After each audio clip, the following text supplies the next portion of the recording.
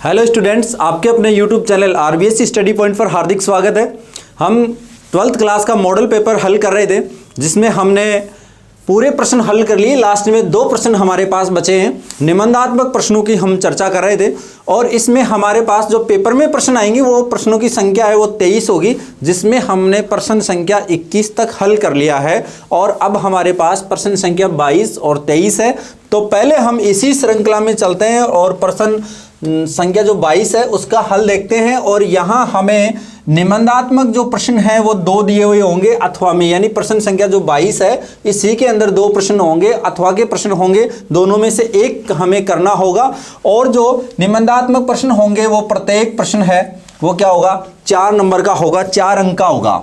तो अब हम इसमें चलते हैं और जो प्रश्न संख्या 22 है उसके दोनों प्रश्नों का हल हम करेंगे, यानी जो अथवा में है उसका भी हल करेंगे। तो यहाँ 2 प्रश्न हो गए प्रश्न संख्या जो 22 है इसके अंदर। और यहाँ हम देखते हैं कि हमें क्या दिया है प्रश्न में।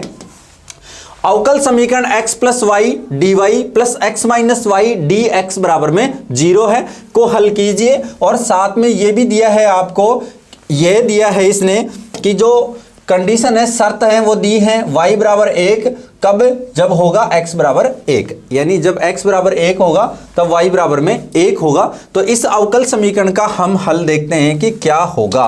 तो यहाँ देखते हैं, हमें लिखा है, दिया है x प्लस में y और यहाँ लिखा है dy प्लस x माइनस वाई और यहाँ लिखा है dx बराबर में 0 है। x plus y d y plus x minus y d x बराबर में 0 है। यहाँ हम dy बराबर dx के dy बटा dx बराबर लिखते हैं। तो इस टर्म्स को उस साइड लेके जाते हैं तो हमारे पास आएगा x प्लस वाई और ये आ गया dy बराबर में माइनस और ये x माइनस वाई और ये आ गया dx। और ये dy के साथ में जो है इसको तो ले जाते हैं इस फंक्शन के नीचे, dx इस साइड ले जाते हैं। तो हम यहाँ लिखेंगे कि dy बटा में dx बराबर में आ जाएगा माइनस x माइनस का y और नीचे बटा में आ जाएगा x प्लस का y आ जाएगा।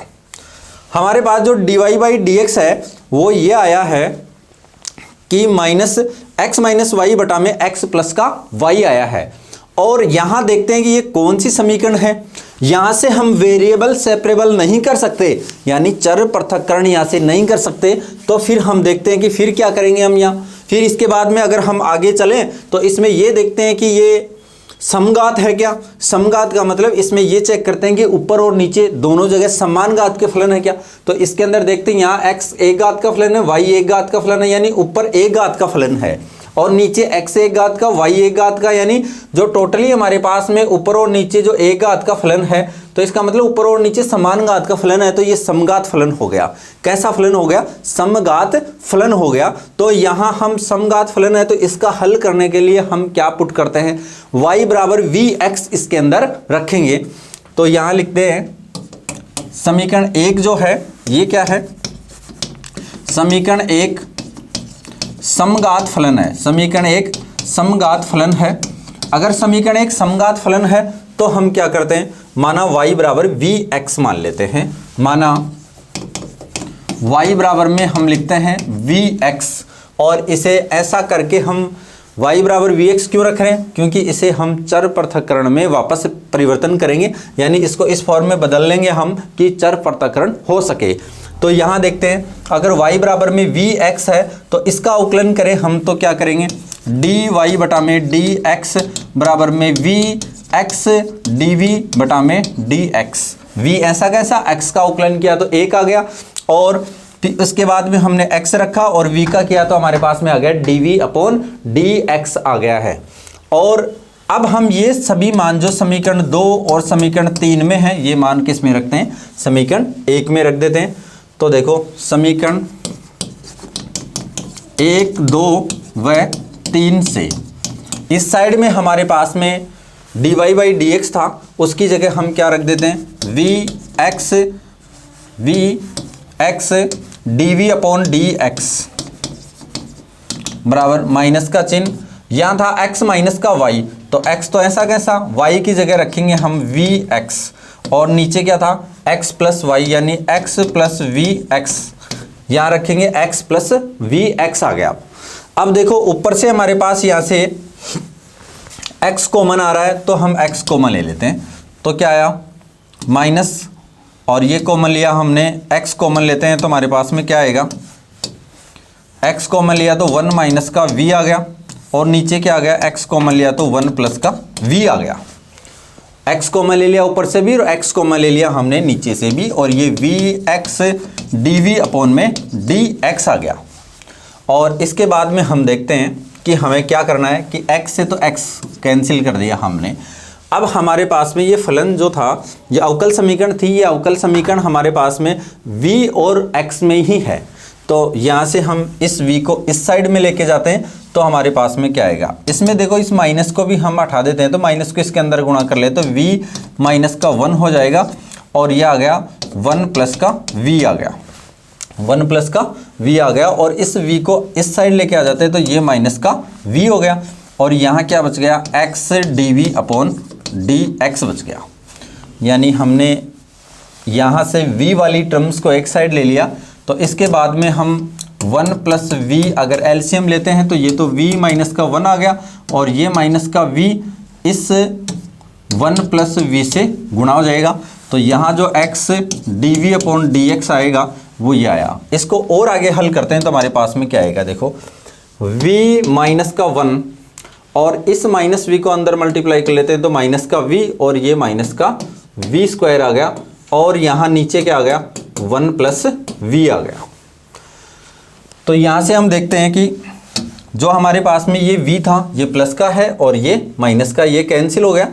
तो हमारे पास में क्या आया है, यहाँ आया हमारे पास में x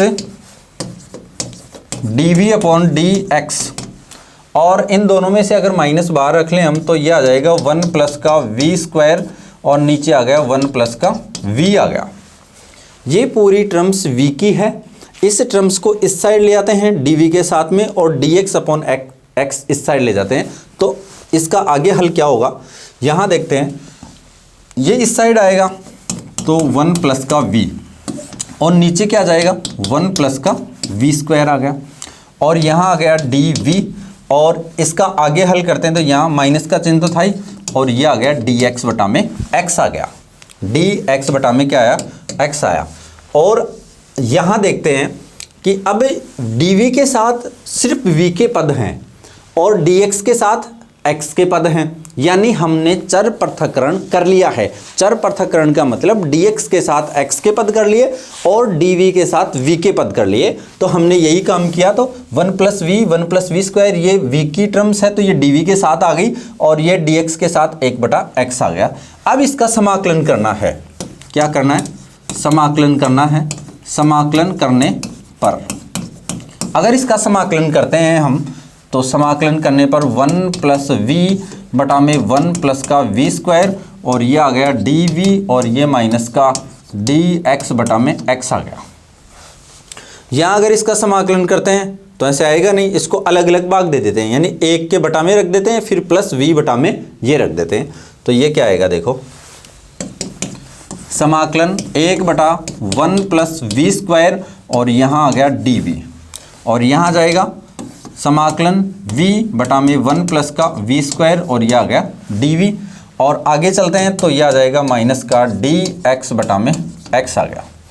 अब समाकलन करते हैं 1 बटा 1 प्लस एक्स स्क्वायर है, ये tan इनवर्स x का फॉर्मूला होता है, तो यहाँ लिख देंगे डायरेक्ट ही समाकलन tan इनवर्स v। इसकी जगह क्या आ जाएगा, समाकलन इसकी जगह आ जाएगा tan इनवर्स v। और इसके बाद चलते हैं तो यहाँ क्या आएगा, देखो यहाँ हम देखते हैं कि 1 प्लस वी स्क्वायर को अगर t माने तो ऊपर आ जाता है, ऊपर वाला जो v dv है ये आ जाएगा, साथ में क्या आएगा 2b आएगा, लेकिन यहाँ 2v आएगा तो वो क्या हो जाएगा 1/2 में आ जाएगा यहाँ, तो ये आ जाएगा 1/2। और ये क्या आ गया, ये आ गया, या फिर इसको 2 से ऊपर नीचे मल्टीप्लाई कर लेते हैं, इसको 2v रख देते हैं और 1 प्लस वी स्क्वायर और ये dv रख देते हैं। यानी 2 से ऊपर नीचे मल्टीप्लाई भी कर सकते हैं या नीचे वाले को t मान के एक ही बात है। और ये माइनस का dx बटा में x रख दिया हमने। तो देखो ये तो हमने tan इनवर्स v कर ही लिया था, और ये 1/2 आ गया, और ये नीचे वाले को t मानते ही ऊपर वाला आ रहा है, तो इसका मतलब क्या आ गया, 1 बटा t का समाकलन करना है तो वो क्या होगा log t। तो यहाँ क्या आ जाएगा log 1 प्लस वी स्क्वायर आ जाएगा, log 1 प्लस वी स्क्वायर आ जाएगा। और इसके आगे चलते हैं तो ये माइनस और ये आ जाएगा 1/x का log x और प्लस का c आ गया यहाँ। और इसके आगे हम चलते हैं तो देखो इसको और हल करें हम तो यहाँ tan इनवर्स v है, तो हमने जो v का मान लिखा था वो क्या लिखा था, देखो सिंस y बराबर हमने जो माना था ये था y बराबर vx था। अगर v का मान रखें यहाँ से तो क्या आएगा, y बटा में x आएगा, v बराबर में क्या आएगा, y बटा में x आएगा। और ये मान हम इसमें पुट कर देते हैं, तो ये अगर इसमें पुट करें तो हमारे पास में क्या आएगा, देखो यहाँ तो आ जाएगा tan इनवर्स y बटा में x आ गया, y बटा x आ गया। और ये प्लस का 1/2 और यहाँ क्या आ जाएगा, यहाँ आ जाएगा हमारे पास में log 1 प्लस वाई स्क्वायर बटा में एक्स स्क्वायर आ गया, 1/2 log 1 प्लस वाई स्क्वायर बटा में एक्स स्क्वायर आ गया। और बराबर में आ गया माइनस का log x और ये प्लस का c आ गया। अब हम इसका और हल करते हैं आगे। अवकल समीकरण का जो हल करना था हमें वो हल मिल गया है, व्यापक हल।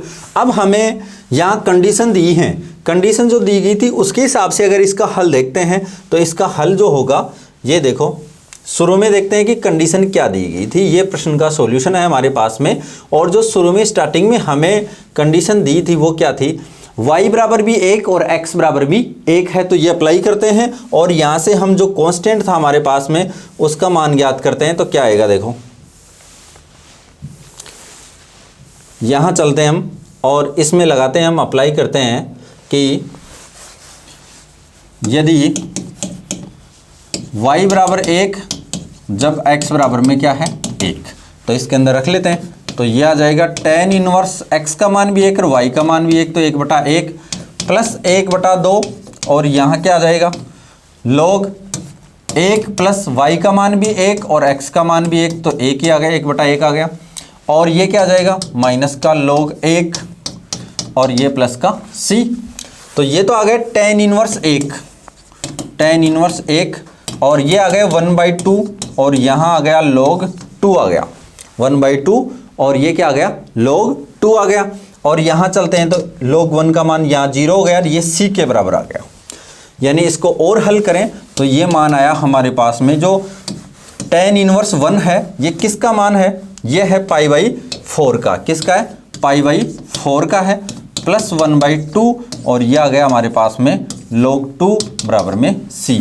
ये किसका मान आया है, ये c का मान आया है। ये c का मान हमें फिर से ऊपर जो हमारे पास हल आया था इसके अंदर फिर से रखना है। तो हमारे पास जो हल आया है वो क्या था, जो हल था वो क्या आया, tan इनवर्स y बटा में x आया था। इसके बाद क्या था plus 1/2 log 1 plus y square बटा में एक्स स्क्वायर था, 1/2 log 1 प्लस वाई स्क्वायर बटा में एक्स स्क्वायर था। और यहाँ क्या था बराबर माइनस का log x और प्लस का c।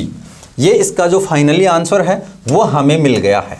फाइनली जो आंसर है वो हमें क्या मिला है, वो हमें मिला है tan इनवर्स y बटा x plus 1/2 log 1 plus y square बटा एक्स स्क्वायर माइनस का log x और प्लस का c आया है। इसे और भी हम आगे अरेंज करें तो कर सकते हैं, लेकिन ये भी हमारा सही आंसर है। अगर इसे और अगर अरेंज करें तो ये तो tan इनवर्स y बटा एक्स ही है। ये log वाली टर्म्स को हम एक साथ लिख सकते हैं। अगर log वाली टर्म्स को एक साथ लिखना चाहें तो क्या आएगा, देखो ये भी लिख देते हैं, tan इनवर्स y बटा एक्स और प्लस का 1/2 और यहाँ आ गया log, इसको लिख सकते हैं हम x square plus y square बटा में क्या लिख सकते हैं, एक्स स्क्वायर लिख सकते हैं। और ये प्लस का log x यहाँ आ गया और यहाँ हमें c का मान लिखना था, तो c का मान लिखेंगे तो हमारे पास में क्या आएगा, c का मान जो है ये था हमारे पास π/4 प्लस का 1/2 log 2, ये था c का मान भी रखना था ना हमें, c का मान जो निकाला है। तो यहाँ π/4 प्लस 1/2 log 2 आया।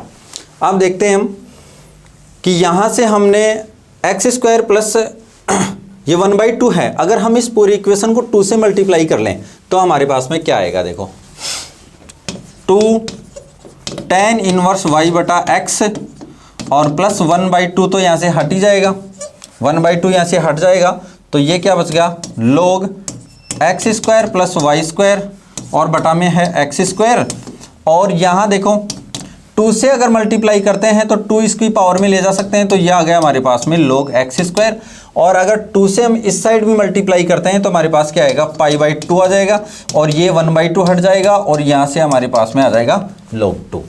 ठीक है, आगे चलते हैं। तो ये तो आ गया हमारे पास में 2 tan इनवर्स y बटा में x plus log x square plus y square बटा में एक्स स्क्वायर, और इसी के साथ मल्टीप्लाई में आएगा एक्स स्क्वायर। क्यों आएगा? log m plus log n है तो log mn हो जाएगा, और यहाँ क्या आ गया हमारे पास में π/2 प्लस का log 2 आ गया। यानी इसका जो हल होगा वो ये आया 2 tan इनवर्स y बटा में x, और ये एक्स स्क्वायर से एक्स स्क्वायर कैंसिल, तो log x square plus y square आ गया, और ये हमारे पास में आया π/2 प्लस log 2 आया है। यानी जो हमारे पास फाइनली इसका सॉल्यूशन अगर हम और अरेंज करें तो ये भी इसका हल है, ये भी इसका हल है। तो ये प्रश्न बहुत ही अच्छे से समझ में आया होगा आपके, मैं आशा करता हूँ इसको आप फिर से देख करके समझ सकते हैं। अवकल समीकरण से आपको 2 प्रश्न मिलेंगे, जो प्रश्न संख्या 22 है, इस प्रश्न में 2 प्रश्न होंगे और दोनों ही अवकल समीकरण से संबंधित होंगे और दोनों का हल हमें ज्ञात करना है। ये अवकल समीकरण थी हमने जिसका हल किया था x plus y d y plus x minus y d x. पहले हम यहाँ कोशिश करते हैं कि वेरिएबल सेपरेबल होता है क्या, यानी y की टर्म्स हम अलग करके dy के साथ अरेंज कर सकते हैं क्या, या x के पद हम dx के साथ कर सकते हैं। ऐसा नहीं था तो हमने dy बाई dx निकाला और इसको चेक किया तो ये समघात इक्वेशन थी। अगर समघात इक्वेशन है हमारे पास में तो हमने y बराबर vx माना और फिर dy अपॉन dx ज्ञात करके और समीकरण 1 में रखा, और हमने इसको जो फिर से चर पृथक्करण व्यवस्था से अलग किया और इसके बाद हमने इसका समाकलन किया, और फिर इसमें कंडीशन दी गई थी कि y बराबर 1 जब x बराबर 1 हो, तो ये कंडीशन लगाई तो हमने c का मान प्राप्त कर लिया, और c का मान प्राप्त करके फिर से इसमें रख दिया और हमने अरेंज करके जो फाइनली जो आंसर निकालना था वो हमने निकाल लिया। 2 tan इनवर्स y बटा x plus log x square plus y square is equal to π/2 plus log 2 निकाला है। अब हम इसके आगे चलते हैं और जो इसका अथवा का प्रश्न है उसके ऊपर हम चर्चा करते हैं, और इसके अथवा के प्रश्न पे चलें तो इसका अथवा का प्रश्न भी अवकल समीकरण से संबंधित है, और जो अथवा का प्रश्न है उसे हल करते हैं और हम देखते हैं कि क्या होगा। देखो ये प्रश्न है हमारे पास में फिर से वही प्रश्न संख्या 22 है, और इस प्रश्न में अब हम देखते हैं कि जो इसका अथवा का जो प्रश्न है उसका हल देखते हैं। पहले तो हम इसी में प्रश्न को लिखते हैं। अवकल समीकरण क्या है हमारे पास में, dy बटा में dx है प्लस y tan x है और बराबर में y स्क्वायर sec x है। dy बटा dx है प्लस y tan x है प्लस y की पावर n sec x है। हम देखो रेखिक अवकल समीकरण क्या होती है पहले उसके बारे में देखते हैं। अगर रेखिक अवकल समीकरण की बात करें तो dy upon dx plus py is equal to क्यों होता है। ये एक रेखिक अवकल समीकरण का मानक रूप है। अगर इसके अंदर हम बात करें तो p और q अचर भी हो सकते हैं, और यहाँ हमारे पास में ये x के फलन होंगे। किसके फलन होंगे? x के फलन होंगे। तो इसका मतलब यहाँ y के मान, y की संख्या नहीं आनी चाहिए, y के पद नहीं आनी चाहिए, तो यहाँ तो y स्क्वायर आ रहा है। इसका मतलब यहाँ से अगर हम y स्क्वायर हटाते हैं तो पूरे समीकरण में हमें किसका भाग देना होगा? किसका भाग देना होगा रे? किसका भाग देना होगा? हमें भाग देना होगा y स्क्वायर का। किसका भाग देना होगा? y स्क्वायर का। तो पूरे समीकरण में हम y स्क्वायर का भाग देते हैं। तो y स्क्वायर का भाग देते हैं तो यहाँ क्या आ जाएगा? y स्क्वायर का भाग देने पर y स्क्वायर का भाग देते हैं तो हमारे पास में क्या आएगा? 1 बटा में y स्क्वायर, और यहाँ dy बाई dx था ही, और यहाँ देखते हैं y स्क्वायर का भाग देते हैं तो 1y ऊपर वाले से कैंसिल हो जाएगा, तो नीचे 1 बटा y बच गया यहाँ, और यह बच गया हमारे पास में tan x, और यहाँ बच गया हमारे पास में sec x बच गया। अब भी ये रेखिक अवकल समीकरण की फॉर्म में नहीं बना है, तो अगर अब भी ये रेखिक अवकल समीकरण की फॉर्म में नहीं बना है तो हम 1 बटा y को मान लेते हैं, कुछ भी मान लेते हैं, जैसे मान लो कि p मान लो, z मान लो, कि माना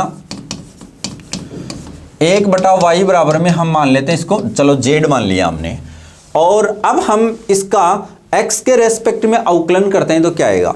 देखो 1/y है तो इसका अवकलन करेंगे तो -1/y² आ गया। और अब y का करेंगे तो dy/dx आ गया। और यहाँ देखते हैं हम dz का क्या होगा, dz/dx आ गया। और यहाँ 1/y² है तो यहाँ देखते हैं हम इसको क्या लिख सकते हैं कि 1/y² और ये था dy/dx और बराबर में आ गया माइनस का dz/dx। तो इसके अंदर हम रखते हैं वापस से, तो हम क्या देखते हैं, देखो या तो रखते हैं माइनस का dz/dx आ गया, प्लस 1/y की जगह हम रखेंगे z और इसके साथ आ गया हमारे पास में tan x और इस साइड में आ गया sec x आ गया हमारे पास में। इसको देखते हैं एक बार, sec² था या sec x ही था, sec x ही था तो हमने ये रख दिया, हमने sec x रख दिया। इसके बाद में हम आगे चलते हैं और यहाँ से माइनस को उस साइड ले जाते हैं तो हमारे पास में क्या आएगा, dz/dx यहाँ माइनस का और यहाँ रख देते हैं tan x और इंटू में यहाँ z है और बराबर में क्या आएगा हमारे पास में sec x आ गया। और ये भी माइनस चिन्ह के साथ आया। किसके साथ आया, माइनस चिन्ह के साथ। माइनस इस साइड से जो कॉमन लिया था उसको हमने इस साइड भेज दिया है। और अब हम देखते हैं यहाँ कि इसका हल करते हैं। तो ये देखो, अब ये जो समीकरण है ये हमारे पास में रेखिक अवकल समीकरण की फॉर्म बन गई। कौन सी फॉर्म बनी है, रेखिक अवकल समीकरण की फॉर्म बनी है जो कि z में है। तो अब हम यहाँ से लिखते हैं, हम जानते हैं कि dz/dx या फिर हम y की फॉर्म में लिखते हैं तो हमारे पास में क्या आएगा, देखो dy/dx प्लस का py = q रेखिक अवकल समीकरण, रेखिक अवकल समीकरण का मानक रूप है। रेखिक अवकल समीकरण का क्या है, मानक रूप है। अगर ये रेखिक अवकल समीकरण का मानक रूप है तो हम तुलना करते हैं कि p का मान क्या होगा। तो p का मान क्या है हमारे पास में, यहाँ माइनस का tan x होगा और जो q का मान होगा वो क्या होगा, माइनस का sec x होगा। p का मान हमारे पास में क्या आया, माइनस का tan x और q का मान क्या आया हमारे पास में, माइनस का sec x आया है। इसका हल करने के लिए सबसे पहले हम इंटीग्रेशन फैक्टर ज्ञात करते हैं। तो पहले हम इंटीग्रेशन फैक्टर IF ज्ञात करेंगे। अगर IF ज्ञात करते हैं तो IF होता है e⁻p⁴dx। तो e⁻p का मान कितना है, माइनस का, और ये आ गया tan x और ये आ गया हमारे पास में dx। और अब हम देखते हैं कि tan x का जो समाकलन होता है वो क्या होता है, e⁻ माइनस का और यहाँ आ जाएगा log cos x आ जाएगा। e⁻ में क्या आया, log cos x आ गया, माइनस चिन्ह पहले से ही था यहाँ पे। तो अब हम देखते हैं कि यहाँ क्या आएगा, यहाँ देखते हैं कि इसके अंदर, एक मिनट हम देख लेते हैं कि tan x जो है इसको लिखते हैं हम sin x बटा में cos x लिखते हैं। तो इसके साथ पहले माइनस भी आएगा। तो यहाँ देखते हैं, एक बार इसका जो समाकलन है इसको एक बार देख लेते हैं कि माइनस का चिन्ह तो ये पहले से था हमारे पास में, और इसका जो समाकलन होगा वो आएगा हमारे पास में माइनस का log cos x आएगा, माइनस का log cos x आएगा। क्योंकि cos x को अगर आप t मानते हैं तो माइनस sin x आता है, तो माइनस का चिन्ह यहाँ आएगा। और यहाँ देखते हैं माइनस माइनस प्लस हो गया और ये क्या आया हमारे पास में, जो इंटीग्रेशन फैक्टर है वो क्या आया, e⁻log cos x आ गया। और अब हम देखते हैं कि इसे log कैंसिल हो गया तो यहाँ हमारे पास में क्या बच गया, cos x बच गया। किसका मान बच गया, ये बच गया हमारे पास में जो इंटीग्रेशन फैक्टर था उसका मान आया है। इंटीग्रेशन फैक्टर क्या आया है, IF बराबर हमारे पास में आया है cos x आया है। अब हम अवकल समीकरण का हल लिखते हैं। तो अवकल समीकरण का हल क्या होगा, देखो अवकल समीकरण का जो हल होगा वो लिखते हैं हम z इंटू इंटीग्रेशन फैक्टर = समाकलन, और यहाँ लिखते हैं q, तो ये रख दिया हमने q इंटू इंटीग्रेशन फैक्टर, और यहाँ लिख देंगे हम dx और ये प्लस का c। ये क्या है, अवकल समीकरण का हल है, अवकल समीकरण का हल, अवकल समीकरण का हल है ये।